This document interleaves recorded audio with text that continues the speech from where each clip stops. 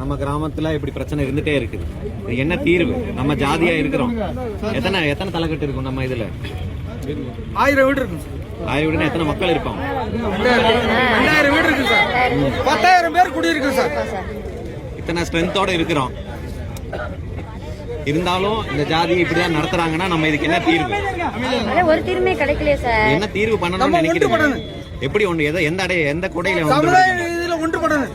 சமுதாயமா தானே இருக்கிறோம், ஜாதியா தானே இருக்கிறோம். பிளவுபட்டு கிடக்கிறனாலதான் இந்த பிரச்சனை. என்னவா பிளவுபட்டு கிடக்குறீங்க? அரசியல் ரீதியாகவும் சமுதாய ரீதியாகவும். எல்லாம் எந்த கட்சியில இருக்கிறீங்க? அதெல்லாம் எப்படி சொல்றது? எல்லாமே பல கட்சியில இருக்காங்க.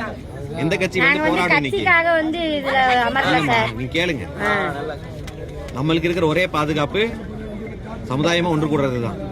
சமுதாயமானா வெறும் ஜாதியா தான் நம்ம பல ஆயிரம் வருஷமா இருக்கிறோம். ஆனா ஜாதி ஒரு கொடையின் கீழே ஒன்று கூட்டினா மட்டும்தான் இந்த மாதிரி நடக்காம இருக்கும். இதே வந்து திருநெல்வேலியில இப்படி ஒரு ஊருக்குள்ள எப்படி 2000 பேர் இருக்கிற ஊருக்குள்ள வந்து கேச போட்டுலாம் போயிட மாட்டாங்க. விருதுநகர்ல வந்து போட்டுட்டு போயிட முடியாது. தென்காசியில போட்டுட்டு போயிட முடியாது. அங்கேயே இதே போல ஊரு இருக்குது. அங்கேயே வந்து தேவேந்திரக்குள்ள இதே போலீஸ் இதே புத்தி தான் இருக்கிறான் அவனும். இங்க எந்த போலீஸ்காரன் எந்த ஜாதியில இருக்கிறானோ அதே ஜாதிக்காரன் தான் அங்கேயும் இருக்கிறான் ஆபீசரா. ஆனா அவனால அங்கெல்லாம் வந்து அப்படி வாலாட்ட முடியாது. நினைச்ச நேரத்துல புடிச்சிட்டு போய் உடைக்க முடியாது. ஆனா சிவகங்கையில திருப்பி நடக்குது. ஒரே ஜாதிக்காரனை போலீஸ்ல இன்ஸ்பெக்டரா எல்லாம் ஒரு ஃபோர்ஸ் ஃபுல்லாவே ஒரே ஜாதியா இருந்தா எப்படி? போன மாசம் போன வருஷம் சார் காரணம் மெயின் காரணம் அதான் சார். போன வருஷம் ஒரே ஜாதி 2025 செப்டம்பர் மாசத்துல டாக்டர் ஐயா அவர்கள் வந்து இந்த மாதிரி சிவகங்கை மாவட்டத்துல எல்லா ஸ்டேஷன்லயும் 90% போலீஸ் ஒரே ஜாதியை சேர்ந்தவர்களா இருக்கிறாங்கன்னு லெட்டர் எழுதினார் டிஐஜி. டிஐஜி பதில் கொடுக்கிறாரு, நாங்க அப்படி ஜாதி பார்த்தெல்லாம் போலீஸ்ல வைக்கல, எல்லா ஜாதிக்கும் சமமான வாய்ப்பு தரோம், யாருக்கு எங்க போஸ்டிங் வேணுமோ அங்க கொடுத்துறோம். அப்ப அந்த ஜாதிக்காரனுக்கெல்லாம் எங்க போஸ்டிங் வேணுமோ அவன் ஊர்ல அவன் ஜாதியா இருக்கிற இடத்துல கொடுத்துட்டு நம்ம ஆளுங்களை எங்கேயோ காணாத இடத்துக்கு விழுப்புரத்துக்கோ திருச்சிக்கு மேலேயோ இங்க அனுப்பிச்சு விட்டுறாங்க. நம்ம ஆளுங்க போலீஸ்ல இருக்கிறாங்கல்ல, எங்கே போடுறாங்க? ஏன் சிவகங்கையில ஏன் இல்ல, ராமநாதபுரத்துல ஏன் இல்ல? அப்படின்னா இதுக்கெல்லாம் நம்ம அரசியலா பல கட்சியில் இருந்து எந்த கட்சியும் வராது. எம்எல்ஏ வந்தாங்க, வந்து உங்களை அந்த மூலையில உட்காருங்கம்பாங்க. அங்க உட்காண்டீங்கன்னா நாளைக்கு அந்த பக்கம் உட்காந்து பந்தல போட்டு மறைச்சிடுவாங்க. நீங்க பாட்டுல உட்காருவீங்க. இப்படிதான் பல பேர் 1 வருஷம் நடந்த போராட்டம் இருக்குது. உடலை வாங்காம 1 வருஷம் நடந்த போராட்டம் எல்லாம் சமீபத்தில் நடந்த போராட்டம் எல்லாம் இருக்கு. இன்னைக்கு கூட இந்த ரோட மறிச்சிருக்கீங்க, வேற ஒரு பிரச்சனை இல்ல, எல்லாரும் வழி மாறி போக விட்டாங்க. அப்படி போயிட்டு தான் இருக்கிறாங்க. எல்லாத்துக்கும் அவங்களுடைய இயல்பு வாழ்க்கை யாருக்கும் பாதிக்கல.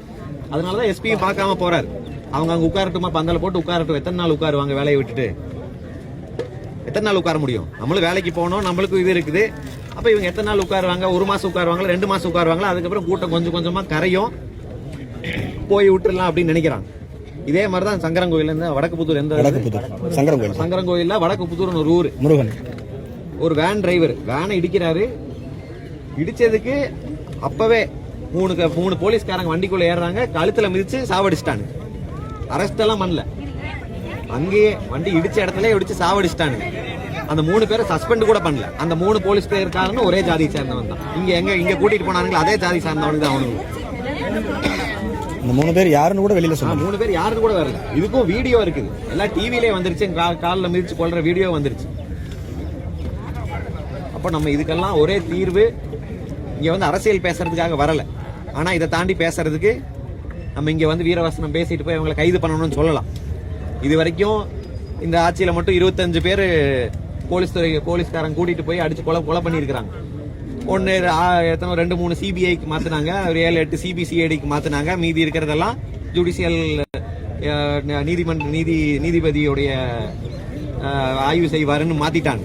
நம்ம போராட்டத்தோட வலிமையை பொறுத்து ரொம்ப பெரிய போராட்டம் தமிழ்நாடு முழுக்க பேசினா சிபிஐ, ஓரளவுக்கு அந்த ஊர் மட்டும் போராடினா சிபிசிஐடி, பெருசா போராடாம வெறும் கொஞ்சம் சமூக வலைத்தங்களை மட்டும் எழுதுனா நீதிபதி. இதுதான் அவங்க அளவு. இதெல்லாம் ஏதோ கிணத்துல தூக்கி போடுற மாதிரி சிபிசிஐடிக்கு மாத்திட்டோம். சிபிஐயோ சிபிசிஐடியோ போலீஸோ எல்லாரும் ஒரே அமைச்சர் கீழே ஒரே ஆட்கள் கீழே தான் பணி செய்யுது. அதனால சிபிசிஐடிக்கு மாத்துறதுனால எந்த பணியும் கிடையாது. குறைந்தபட்சம் சிபிஐக்காவது மாத்தணுங்கிறது நம்ம கோரிக்கை. அப்படியே சிபிஐக்கு மாத்தி எப்போ போன ஆட்சியில அந்த ஜெயராஜ் பீலிக்ஸ்னு 2 பேரை கொண்டாங்க, சாத்தாங்குளத்துல அடிச்சு கொண்டாங்க. அந்த கேஸ் சிபிஐக்கே இன்னைக்கு வரைக்கும் வரல. எத்தனை பேர் இந்த போலீஸ்காரங்க அடிச்சு கொண்டிருக்காங்க. ஒரு போலீஸ்காரனை கூட இது வரைக்கும் இந்த நாட்டுல தண்டிச்சது கிடையாது. தமிழ்நாட்டுல அவன் பாட்டில் அடிச்சு கொள்ளுவான். அதை அடிச்சு கொள்றதுன்னா சாதாரண மக்கள் நம்மள தானே அடிச்சு கொள்றான். ஒரு பக்கம் வெட்டுறது நம்ம ஜாதிக்கார ஜாதி வெறியில இருந்து நம்மள தான் வெட்டுறான். அவனை போலீஸ்காரன் பாதுகாத்துக்கிறான். இந்த பக்கம் போலீஸ்காரன் கையிலயும் நம்ம தான் அடிபட்டு சாக வேண்டியதா இருக்கு. அப்போ இந்த பல கட்சிகள் இருக்கிறதுனால நம்மளுக்கு எந்த பயனும் கிடையாது. இவ்வளவு பெரிய ஊரு, இவ்வளவு பெரிய ஸ்ட்ரென்த் இருக்கும்போது இங்க ஒரு கட்சி இல்லாம நம்ம ஜாதியா வந்து என்னைக்காவது உட்காந்து போனா அது ஈஸியா அவன் கலைச்சு விட்டுருவான். நாளைக்கு இந்த மாதிரி எத்தனையோ போராட்டங்களை நாம போய் பேசி இருக்கிறோம். இப்போ முதல்ல ஒரு வாரம் விட்டுருவான், அந்த மக்களோட உணர்ச்சியோட இருப்பாங்க போராட்டமேன்னு. நாளைக்கு இந்த ஊருக்குள்ளேயே இருக்கிற ஆட்களை வச்சு கட்சிக்காரங்களை வச்சு கொஞ்சம் கொஞ்சமா கலைப்பாங்க. பார்த்துட்டு தான் இருக்கிறோம். கொஞ்சம் கொஞ்சமா கலைச்சு அப்ப அப்படியே ஊருக்கு போவாங்க. 500 பேரா இருக்கிறது 100 மாறும், 100 இருக்கிறது 50 மாறும். கடைசி வரைக்கும் அந்த போலீஸ்காரன் என்ன சஸ்பெண்ட் தான் பண்ணுவானே தவிர அவன் மேல எஃப்ஐஆர் போடுறதுக்கு வரவே மாட்டான். இப்படி ஒரு கொலை நடந்திருக்குது, தமிழ்நாடு முழுக்க பேசப்படுது. ஒரு எஸ்பியோ ஒரு டிஎஸ்பியோ ஒரு அரசனுடைய உயர் அதிகாரியோ ஒரு அறிக்கை கூட விடல. அந்த அளவுக்கு தாழ்வா நினைச்சிட்டு இருக்கிறாங்க. ஒரு அறிக்கை விடுறதுக்கு என்ன, ஒரு எஸ்பி வந்து பேசுறதுக்கு என்ன நடந்துச்சுன்னு சொல்றதுக்கு என்ன, ஊடகத்துக்காவது ஒரு விளக்கம் கொடுக்கணும்ல இப்படிதான் நடந்துச்சுங்கிறதுக்கு. பொய்யுக்கு மேல பொய். பாலத்துல இருந்து குதிச்சாங்கிறான். ஒரு இறந்தவன் மேல ஒரு மரியாதை இல்லாம பாலத்துல இருந்து குதிச்சு உண்மையில நாங்க இப்ப அங்க மதுரை ஜிஹெச்சுக்கு போயிட்டு தான் வரோம். அதாவது என்ன ஆகணும், மருத்துவ ரீதி என்ன ஆகும்னா கால் உடைஞ்சா ஃபேட் எம்பாலிசம்னு ஆகும். அதாவது அந்த கொழுப்பு வந்து ரத்த குழாயில் ஏறி நெஞ்சில போய் அடைப்பு ஏற்படும். இது கால் உடைச்சா இல்ல, கால் போலீஸ்காரன் உடைச்சா கிடையாது, நம்மளே கீழே விழுந்தாலும் நடக்கும்.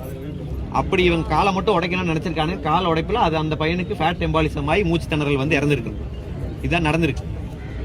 அதாவது கால் வந்து எந்த அளவுக்குன்னா அது ஒரு எலும்பு இப்படி ஒரு பீஸா உடைஞ்சாலும் அப்படி நடக்காது. அது பல பீஸா உடைஞ்சாதான் அந்த மாதிரி ஃபேட் எம்பாலிசம்ங்கிறது நடக்கும். அப்படிதான் ஆகாஷுக்கு நடந்திருக்கு. அப்படிதான் அவனோட உயிர் போயிருக்கு. அப்போ அவ கால் உடைக்கிறதுனால என்ன குற்றத்தை குறைச்சிருவாங்கன்னு போலீஸ் நினைக்கிறாங்களா? இப்படி காலை உடைச்சு கையை உடைச்சு எத்தனை குற்றவாளிகளை தடுத்திருக்காங்க. நம்ம ஜாதியை கொலை பண்ண 10 கொலை 20 கொலை பண்ணாவளே இன்னைக்கு போலீஸ் பாதுகாப்போட ரீல்ஸ் போட்டு சுத்திட்டு இருக்கிறான். நீங்க பாத்திருப்பீங்க. அவனுங்கள தலைவர் ஆயிடுறானுங்க. கொலை பண்ணுனா தலைவர் சுத்திட்டு இருக்காங்க. போலீஸ் அவனுக்கு பாதுகாப்பு பின்னாடியே துப்பாக்கி பிடிச்சிட்டு போலீஸ் பாதுகாப்புல சுத்திட்டு இருக்கான். அவன் கையை காலையெல்லாம் ஏன் உடைக்க முடியல? ஏன் என்கவுண்டர்ல ஏன் இந்த மாதிரி சின்ன சின்ன கேஸ்? அவன் வந்து சின்ன கேஸ் பெரிய கேஸ் எல்லாம் கிடையாது. நம்ம பையன் எப்ப சிக்குவான்னு பாத்துட்டு இருக்கிறான். சிக்கினான்னா தூக்கிட்டு போய் எந்த கேஸ் எல்லாம் கிடையாது, இவன் காலை உடைச்சு விட்டுருவோம். அப்பதான் இந்த கிராமத்தை அடக்க முடியும். இவனுங்களை இப்படியே வச்சிருக்கணும். ஒண்ணு கஞ்சா போட்டு நீ குடிச்சிட்டு படு, இல்லைன்னா வேற எதுவும் பண்ணாத, மேலையெல்லாம் வரக்கூடாதுங்கிறது நோக்கத்துல தான் இதெல்லாம் நடக்குது. இதுக்கெல்லாம் நம்ம தான் தீர்வு கண்டுபிடிச்சோம். வேற யாரும் வந்து தீர்வெல்லாம் தேட மாட்டாங்க. நீங்க சும்மா இங்க உட்கார்றதுனால எஃப்ஐஆர் போடுங்கிறதுனால எஃப்ஐஆர் அழுத்தம் கொடுப்போம். எல்லாரும் ஒன்று சேர்ந்து நிற்போம். இங்க எஃப்ஐஆர் போடணும், அந்த இழந்த குடும்பத்துக்கு வந்து இழப்பீடு தரணும். ஆனால் நிரந்தர தீர்வு ஒன்று பார்க்கும்போது இது என்னன்னு நான் சொன்னதுல உங்களுக்கு புரிஞ்சிருக்கும். அதை தான் நீங்க யோசிச்சு அதற்கான தான் நகர்வுகள் இருக்கணுமே தவிர வெறும் இந்த கேஸ் மட்டும் இது என்ன இன்னைக்கு உங்க ஊரில் நடந்திருக்குது. 25 பேர் இந்த 3 வருஷம் நடந்திருக்குதுன்னா அதுல 10 பேர் நம்ம ஜாதியை சேர்ந்தவன் தான் இருப்பான்.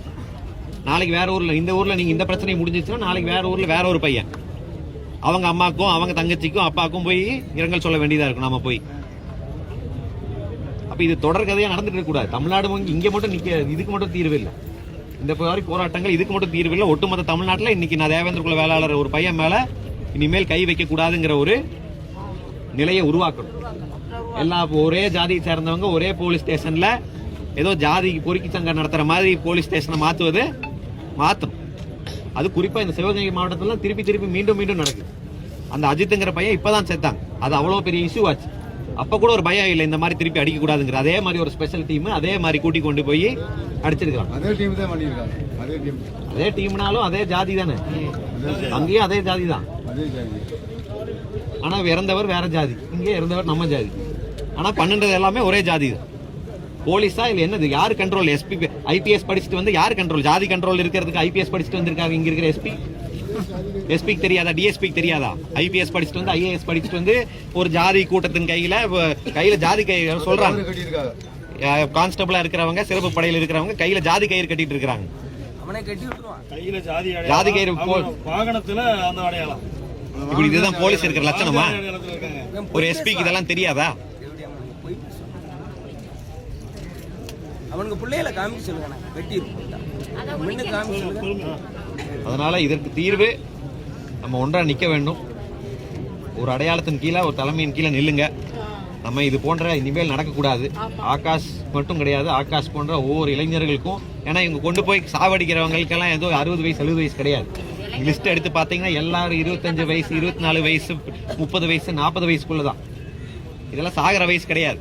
இவனுக்கு போய் அடிச்சு சாவடிக்காம இது நடக்கல. அதனால இதுக்கு நிரந்தர தீர்வு காண வேண்டும். அதுக்கு வந்து புதிய தமிழன் கட்சி என்றைக்கும் இந்த மக்களுக்கு துணையாக இருக்கும். நம்ம வந்து இது நியாயம் கிடைக்கிற வரைக்கும் நம்ம போராடி கொண்டு தான் இருப்போம். என்றைக்கும் நாங்கள் உங்க கூட இருப்போம்.